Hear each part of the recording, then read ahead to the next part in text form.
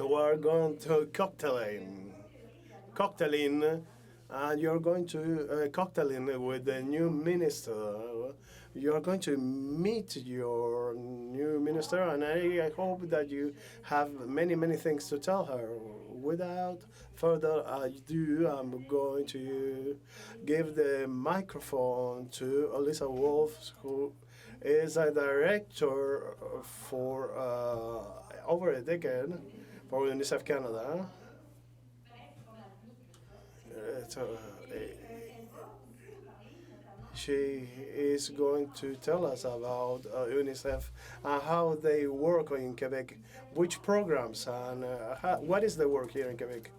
So she has quite a career which grasps him a global vision about the situation. She can compare between the rich countries and poor countries. What is our position here in Canada? It's not always glorious as a position, but we can compare that. And she has been working for UNICEF Canada for over a decade, and she works on the national policy and education programs which promote the rights of children in Canada. And she collaborates to create politics to help promote the rights of children. We have to thank her because she also works in the area of municipalities. She works in Espace Mini. Are you there, Espace Mini? Thank you, because you have helped us to network and to bring Lisa to the table. So let me invite you to go to. We're going to have some simultaneous translation for those who need it. So maybe we're going to have a little delays, but everything's going to go fine. Good conference to you all.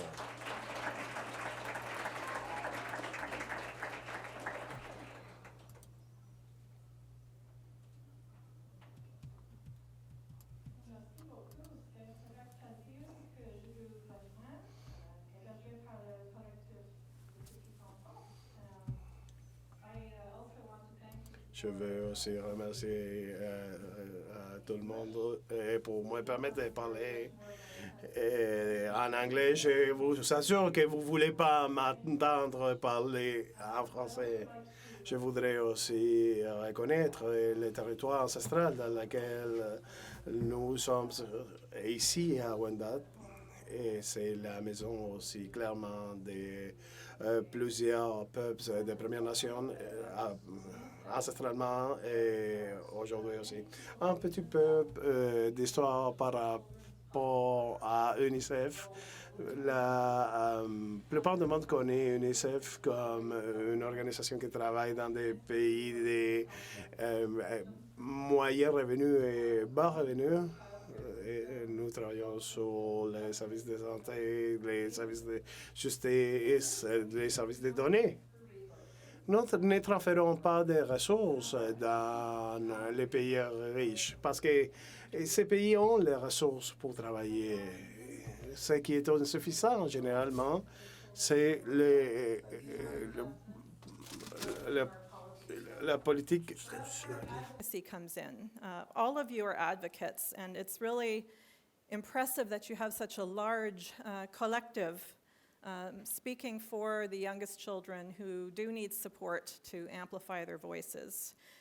Because advocacy can change that situation. It's about encouraging and supporting governments to do the things we want to do to invest in our children and ensure that the public policies have them coming first. And on the other side of the human rights equation, the work that we do as UNICEF is to build the capacity of young people to know their rights, to exercise and claim their rights, which they have from birth, and they have a voice from birth.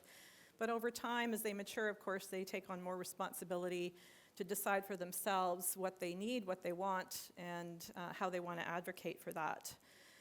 So we know children's rights are rights that they have every day, not just on la Journée nationale de l'enfant, or even just during the Grand Semaine des tout petits. Although it's not surprising to me that, of all places in Canada, Quebec has a full week dedicated to recognizing children's rights, not just one day as we do in the rest of Canada. But it is a good time to ask, how are the children? How is your family? How is the community? How is Quebec? How is Canada? By asking how our youngest children are in the first 5 years of life, we also have a bellwether of the conditions that we're creating across childhood and indeed for our futures. So I've been asked to share some insights about the state of children in Canada, some of which we know by looking at what other countries manage to achieve for their children, countries that have similar resources that we do. And also a bit of the situation in Quebec relative to Canada and the world, and reflect on some of the children's rights approaches that we could take to keep making progress to better and more equitably secure their rights and their childhoods.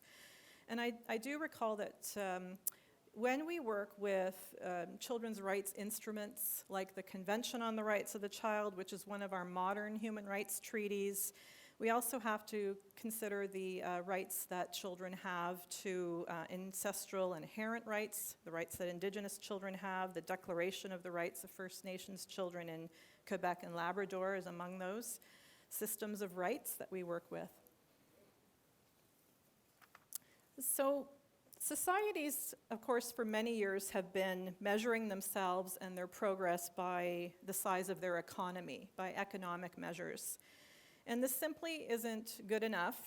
In fact, in recent years, Canada's economic growth has sort of decoupled from progress in child and youth well-being. We're seeing continual steady rise in measures like GDP and some stagnation in how our children are doing, certainly relative to other rich countries. So there comes a point where in rich countries, after a certain level of income, what matters most is how we spend that money and the kinds of things we're investing in. So UNICEF has called on all governments at all levels to measure and monitor themselves by the state of their children. And it is part of their obligation in ratifying the Convention on the Rights of the Child. We've developed a range of tools to help measure the state of children, starting with the flagship UNICEF State of the World's Children's Reports, which is more than 50 years old now, and that's been copied quite extensively around the world. But we also do a lot more with data. We develop data frameworks. One of the things we've done recently is to push governments to better monitor how children with disabilities are faring, for instance, and come up with common understandings of how we measure these things. We push them to collect better data for children, but most importantly, to use it to improve children's lives. In low-income countries, we support something called the Multiple Indicator Cluster Surveys, which is a household survey of the state of children and youth. It's really the largest census in the world now, in more than 50 countries. And for rich countries, we have for more than 2 decades now been producing the UNICEF Report Card series. And the graphic that you see on your slide here is a measure that came out in 2016 when we last looked at the broad situation of children and youth, and Canada ranked 30th out of 38 rich countries when we combine a series of variables about how our children are doing. We have the 15th largest economy. We rank 30th in child and youth well-being. In Canada, we also have an instrument called the Canadian Index of Child and Youth Wellbeing that we developed as a companion to the UNICEF report card, and it's also being adapted in other countries like Australia. Now, some data tools really assist governments to fulfill their duty to develop and use data to monitor the state of children, but others are independent, what we call social accountability tools that organizations like ours develop to reflect back to governments on their progress. And we use data to communicate key insights and opportunities to create better childhood conditions for every child. And one way we can understand how our children are and if governments are creating the best possible conditions for their childhood is by comparing the outcomes that we can achieve for children in different jurisdictions. with similar economic resources, because that tells us in practice what's achievable and where we are making progress in some places and falling behind in others. So the UNICEF Report Card Series does this across the world's rich countries, and it has helped shift investment and conversation, awareness in Canada, and some policy action. I'm going to talk to you about the Canadian Index of Child and Youth Wellbeing, because this allows us to use data that we actually collect in Canada, which we have much more of than we can compare with other countries. So it gives us a broader, deeper picture of the state of our children. And we can look at children across different jurisdictions in Canada where the data permits us to do that, to disaggregate to provincial, territorial levels, and look at equity gaps between distinct groups of children where we have the data. And I'll come back to that later in the discussion. So this is difficult for you to see from a distance. I think a takeaway from this slide, and I can give you these slides after the presentation, but a takeaway here is the breadth of the index. We're not just measuring health or education, which are the two dimensions of kids' lives that there's a ton of data for in Canada that most adults care about the most. It goes beyond that to look more comprehensively at the conditions that matter for children for a good life under age 18. So we place equal weight on playing and whether young people have an opportunity to participate in decisions affecting them, participate in society. As much weight on that as whether kids are achieving at school or if they're smoking. And what is well-being? I mean, we had to ask this question before we started to build the index, because we wanted to build the index on a definition of well-being that reflects what Canadians, including young people, want for life under age 18. And while there's a legal definition of children's rights, the Convention on the Rights of the Child is a legal document, there isn't an official definition of well-being. You know, every individual, every community is entitled to define well-being for themselves, and certainly there are cultural distinctions that are very important. Not everybody will agree on what is well-being. So our index really crossed both concepts, and we built it by asking hundreds of Canadians, including young people, what well-being means to them. And this is the definition that really was built on the most common things that we heard. So our next task was to develop indicators to try to measure some of these concepts for the index.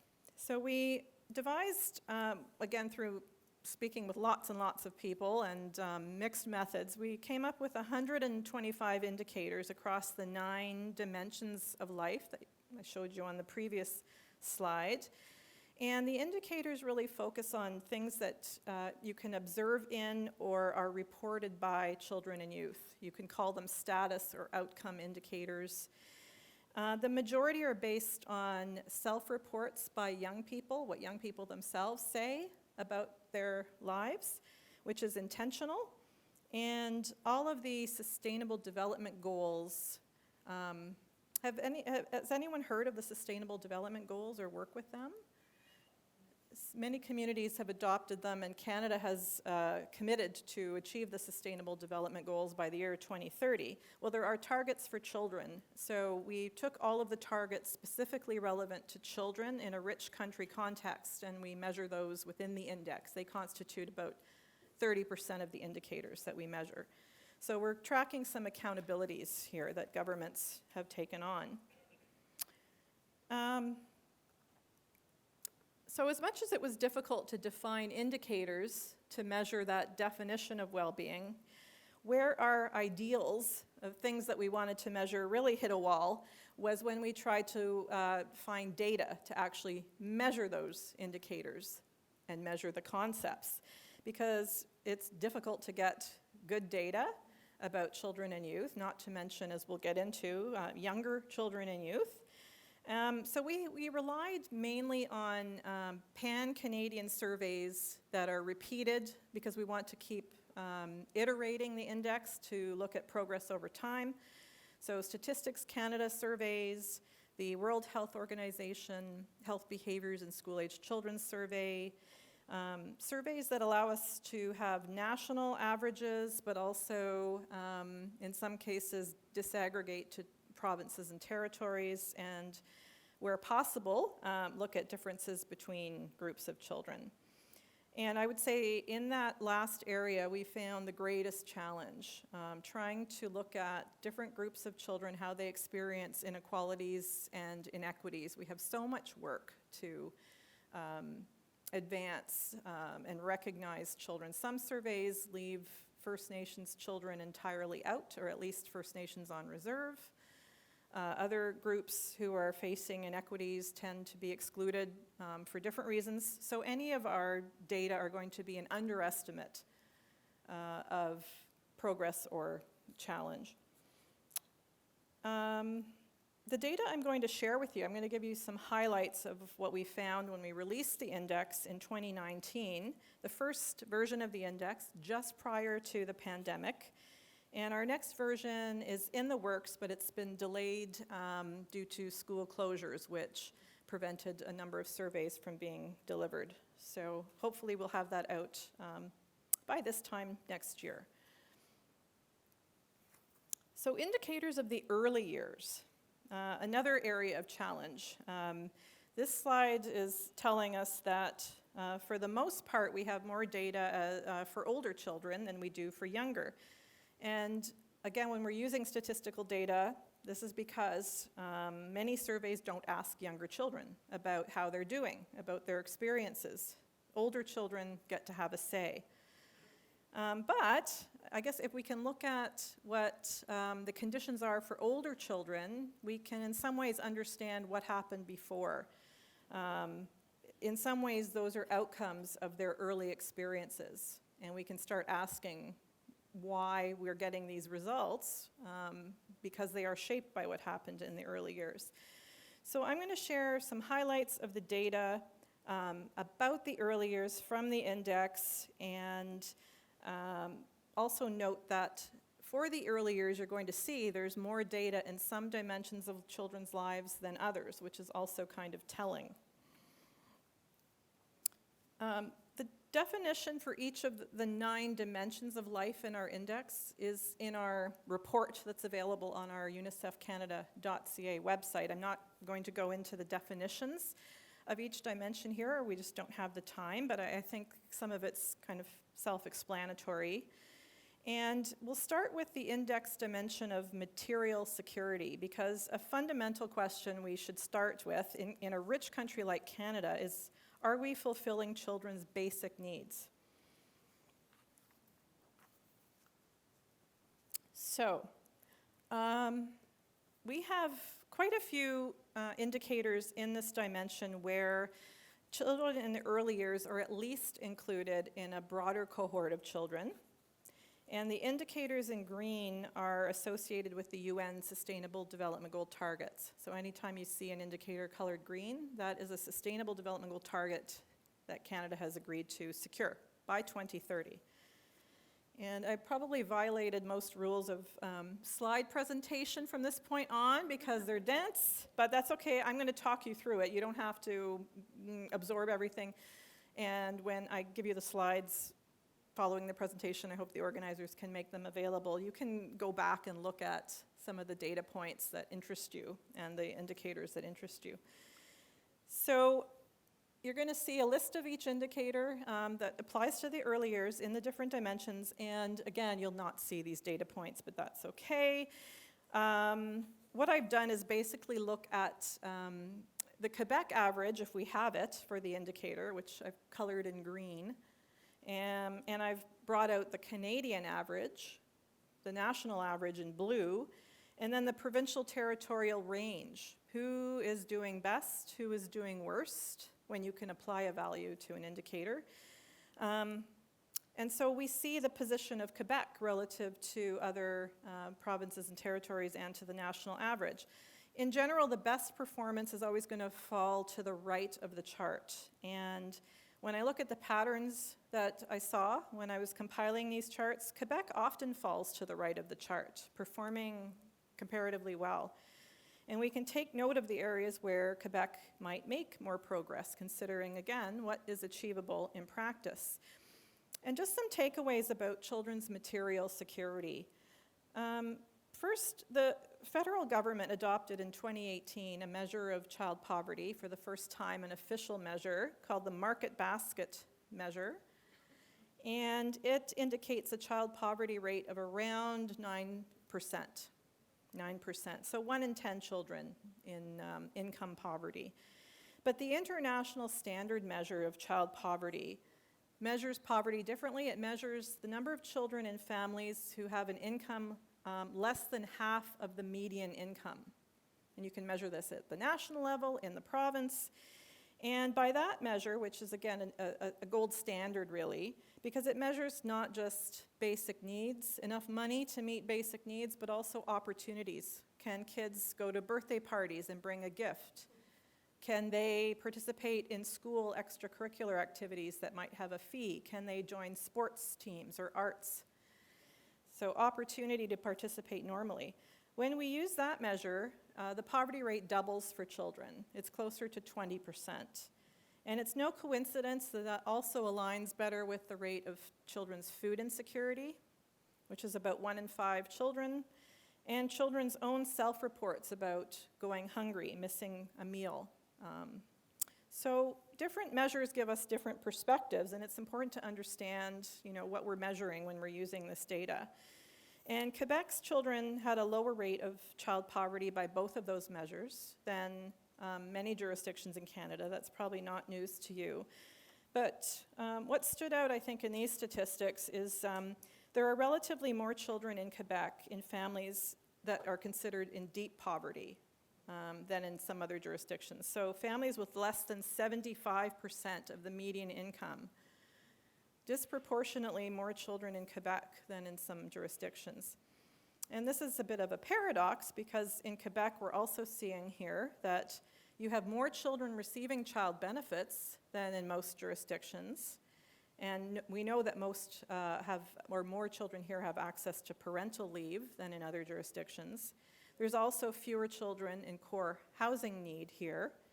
So there seems to be good access to social supports, but the sufficiency of income benefits for the lowest income families is something that probably needs to be looked at relative to other cash plus programs like housing supports.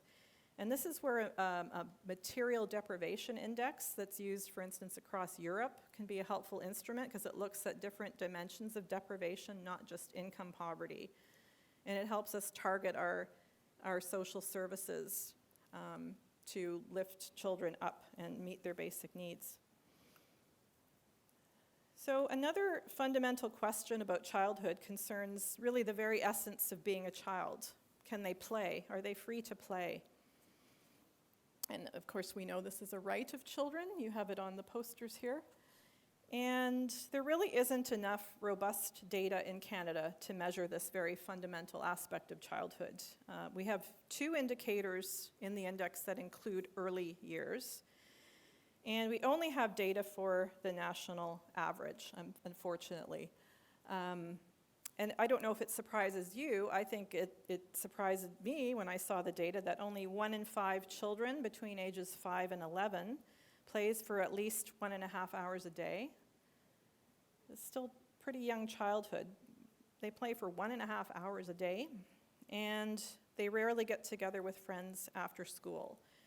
So as UNICEF, we're trying to pay attention and raise better discussion about the generational decline in children's freedom to play, unstructured, self-directed. We know that if we value and measure this, we can make sure it's on the radar of policymakers because it's influenced by policy. And I can come back to that maybe in our panel discussion. But income inequality has a lot to do with where we see children's play being more or less across the rich world. Do we belong is another measure or dimension of life that we look at. Do children have supportive relationships with other people, with their families, their schools, their peers, and their communities?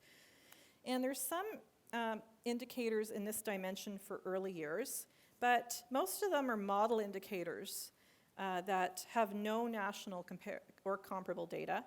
We have a measure of the number of unaccompanied and separated children in the migration context that we can't get data for. We have a measure of how well family relationships are preserved or restored by the child protection system that we can't get data for. And in our consultations with young people, I just want to reflect, it was striking how often that pets came up as an important relationship. When we asked, where do you get support? Who are your relationships that matter? They're pet. And we don't have a measure for pets. We wouldn't say every child should have a pet. That's not necessarily so. But we think we put it in there because it raises a good discussion about what's happening in those other relationships. What's happening in family relationships that we know are pretty stressful overall in this country? What's happening at school? What's happening with peers? Where young people often rely on their pet when they come home at school for that emotional sustenance. So that's why it's there. One indicator that we have in this dimension relies on the EDI, the Early Development Instrument, very intimately, I'm sure. And we report the percentage of children who are vulnerable in emotional maturity in this belonging dimension because it tells us something, again, about children's supportive relationships in the early years. And here, Quebec's average was very close to the Canada average. In general, that indicator tends to follow patterns of poverty, which again reflects family stress that can be associated with dealing with poverty and can affect children's emotional development, as you know. Are children protected? Every child has the right to be free from violence and exploitation. Most of the indicators in this dimension are for older children. It's difficult to get also disaggregated data on this dimension in a lot of the different indicators. I want to note that in comparison to other wealthy countries, Canada has a pretty high rate of homicide, including child homicide. And this is kind of a proxy for many different types of violence. It's like a tip of the iceberg measure of violence and an overall level, measure of the level of violence in a society. It's notable that 1 in 4 children experiences violence at home or school, where they should be safest, but they generally report feeling very safe in their broader community. And for younger children who don't have as many opportunities to tell us about harm that they're experiencing or to protect themselves, it's really worth better efforts to understand if and how they are protected. So that's a difficult dimension to measure. Are we learning? Well, again, policymakers invest a great deal in measuring school achievement, particularly at points through the elementary and secondary levels of school. And measuring preschool learning and development conditions is really a newer and evolving pursuit. You're much more advanced in Quebec than many other parts of Canada. And again, we have a measure for EDI here. We measure the number of children vulnerable in at least one EDI domain. And again, no surprise to you that Quebec does comparatively well, which I'm sure has something to do, and you could tell me, but something to do with the quality early child development system that you have. But I'm sure no one here is content with the status quo, and we know that there's inequalities behind that data to keep going on. Are we healthy? Well, we have a lot of physical health data for the early years, but far less data about children's mental health and well-being than for older children. And these indicators show that Quebec seems to have healthier birth outcomes than many jurisdictions in Canada, better than average for sure, including lower infant mortality, preterm birth, low birth weight. And with more access to income support and parental leave, that makes a lot of sense. But on the other hand, despite the most inclusive parental leave in Canada, Quebec has a relatively much lower rate of breastfeeding at 6 months. So other dynamics there, and that's quite contrary to the international research as well. Measuring young people's participation and their agency is a really challenging area to measure. It's their right, but we don't have great data. Sadly, there's only one indicator in the index that applies to the early years that we can measure right now, and that is the citizenship status of children. Quebec has one of the highest rates of children with citizenship status compared to any other province and territory. And that matters because, as you know, it affects whether they can access basic services, including certain types of health care, even education, early childcare. And for us, when we look at the Canadian pattern, it really reminds us how crucial it is to make sure that benefits for children and services are not tied to their status or the status of their parents, but tied to the child. So for instance, the Canada Child Benefit is not. It's tied to the family, and it does leave some children out. And that's available. So finally, this is the last dimension, the 9th dimension of our index, but one, and it is a question about how healthy children's environments are. And we know that having a healthy ecosystem in which children are a part is critical for their well-being, for every aspect of their well-being. And access to clean air and land and water in a stable ecosystem really, does affect children from the prenatal stage. So we're measuring lots of different things in this dimension. And I think it's sobering that UNICEF's latest report card on rich countries, which came out in May, finds that Canada ranks 28th in 39 rich countries in the overall environment that we are providing for children to grow up in.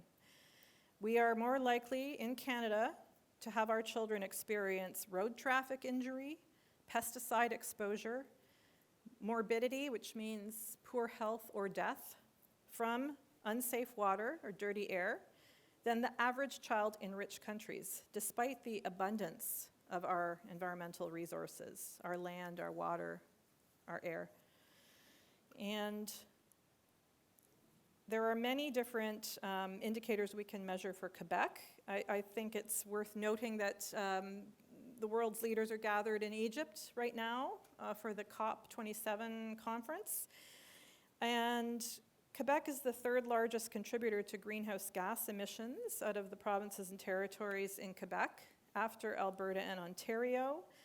I mean, given the population size and the economic profile, that's probably not a surprise.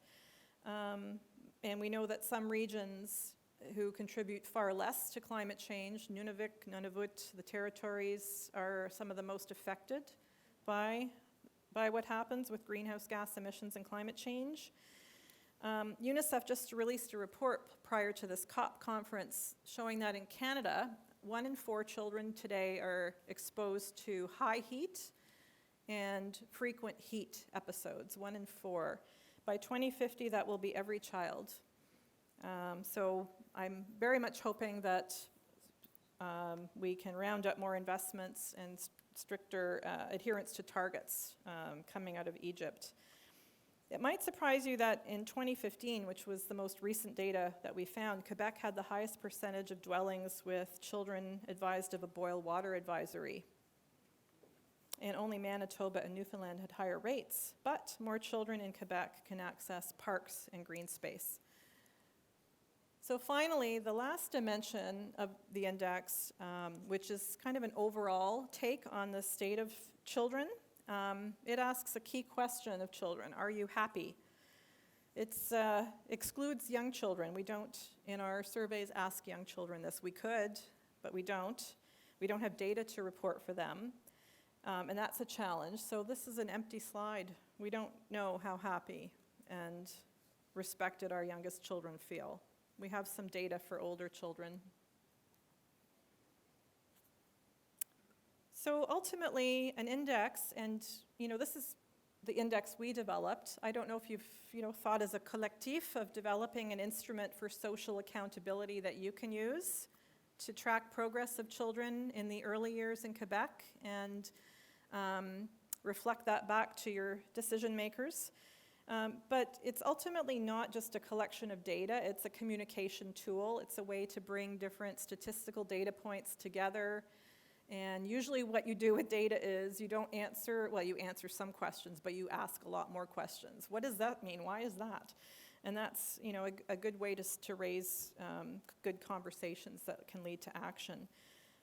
Some of the ways that our index is being used is to broaden the scope of how different programs are assessing their impacts by looking not just at one or two aspects of life, but more broadly across those 9 dimensions, impacts that we can measure, and to set strategies for children that adhere in a more comprehensive way to those different goals.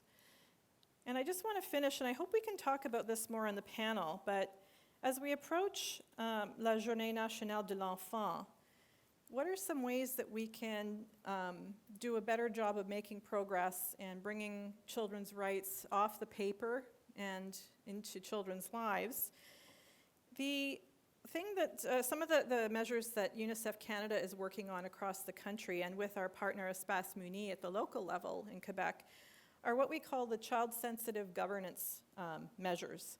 These are ways of changing the very machinery that governments make decisions to make children more visible, to hear their voices, either directly or from advocates like you. Rights are different because they come with responsibilities and accountabilities. And so it's a way of creating more accountability in government when we do some of these things, like having an independent advocate's office for children and youth.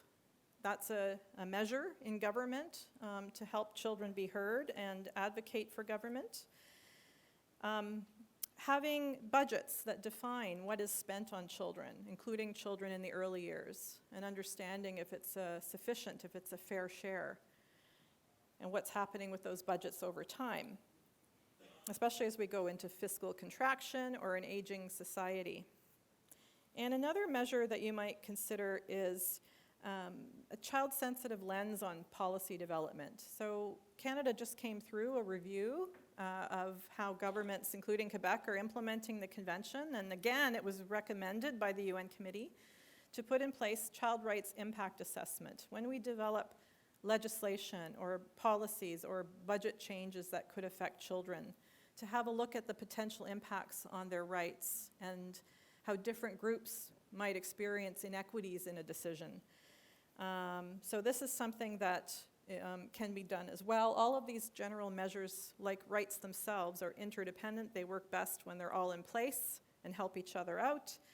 And I'd love to talk more on the panel about how some opportunities might exist to build some of these child-sensitive governance mechanisms into the work that you're doing. So with that, I just want to come around again and thank le Collectif Petite Enfance for including me in your Grand Semaine des Tout Petits. It is a very grand semaine indeed, and I hope I've offered you some new ideas for your incredible work. And thank you very much for allowing me to be with you today. Merci beaucoup.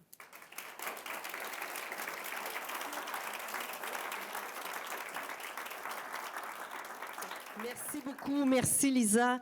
Mais stay with us because there might be some questions. Il y aura peut-être des questions. D'ailleurs, tiens, j'ai apporté.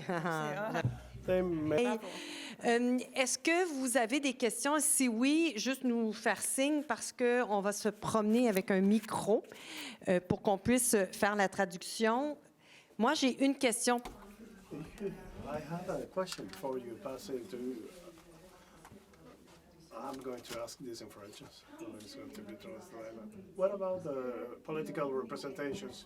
Because we have information that have been organized or structured. Does UNICEF Canada has any representatives, politically speaking, in front of the government, inside the government?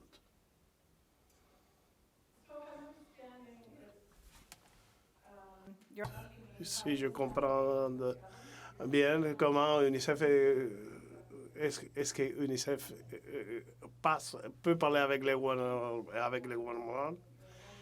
Nous avons un accès au gouvernement avec notre propre manière. Nous avons nous sommes un plaidoyer pour justement élargir les congés parentaux. Il y a aussi les politiques, des politiques familiales, amicales. Soit la trifecta, qu'on l'appelle, c'est les congés parentaux et les subventions pour la petite enfance. Parfois, on travaille en coalition, comme par exemple pendant la campagne de 2000, on a eu un leadership qui travaillait pour réduire la pauvreté au Canada. UNICEF est une organisation généraliste pour les enfants. À cause de la Convention des droits des enfants, dans laquelle nous avons un mandat de travailler pour progresser là-dedans, nous travaillons de manière holistique avec les enfants. Donc, nous donnons cette approche des plaidoyeurs. Nous devons travailler avec des coalitions, avec des experts. Et nous travaillons aussi sur l'approche de la responsabilité. Donc, est-ce que la clarté est monitorée? Est-ce que ça contribue? Mais oui, nous faisons du lobby directement avec le gouvernement. Oui, c'est une grande question. Je peux. Do we have other questions? And, we're already here.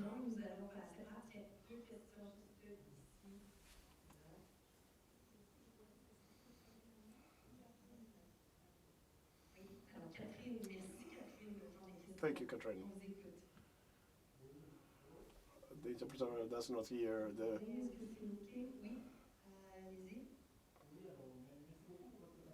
The interpreter does not hear the.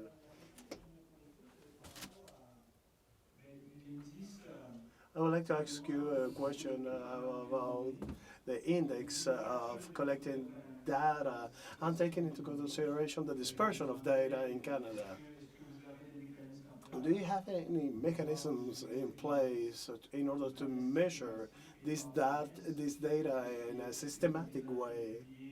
And are you foreseeing to publish an annual report comparing the situation of the provinces like the United Nations do, where we have an annual report that is published? Is that something that is going to be possible in Canada in the future?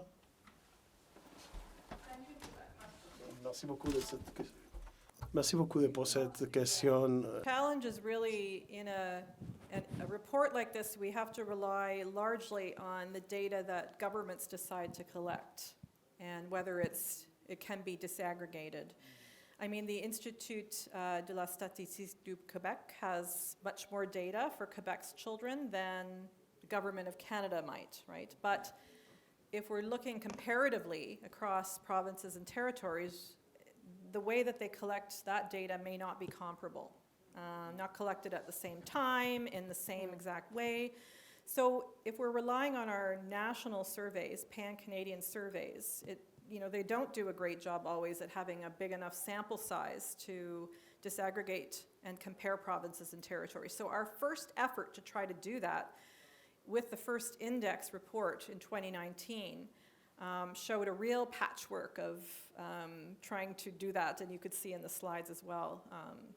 So, we can pick up certain trends and just use it as a tool to keep advocating that we have better, more robust data for, to be able to compare and compare to understand what we can learn, who's doing well and why, not to shame jurisdictions. That's why we have the UNICEF report card series as well. We will look to other rich countries to see what's actually achievable and what we can learn. We've learned, for instance, that one of the reasons Canada's ranking is not great is probably because of our significant lack of investment in social protection programs for children. Up to date, that has been in early child care and development, in income benefits for children, and in parental leave.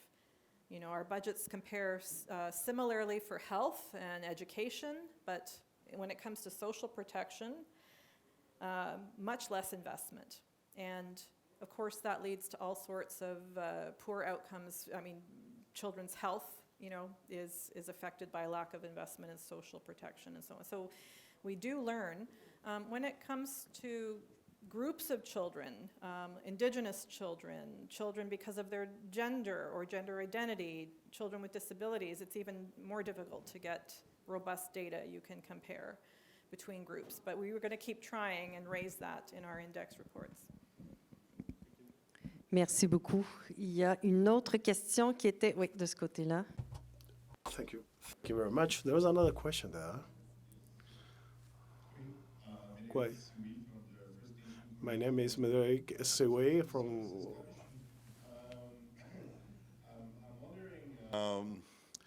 I guess you don't have the. Can you isolate the data from First Nation in your portrait you just did? Thank you for that question. It's a big question too. Short question, but a big question. It depends on the data sources that we use, right? Because it's not our data, it's the data that's available.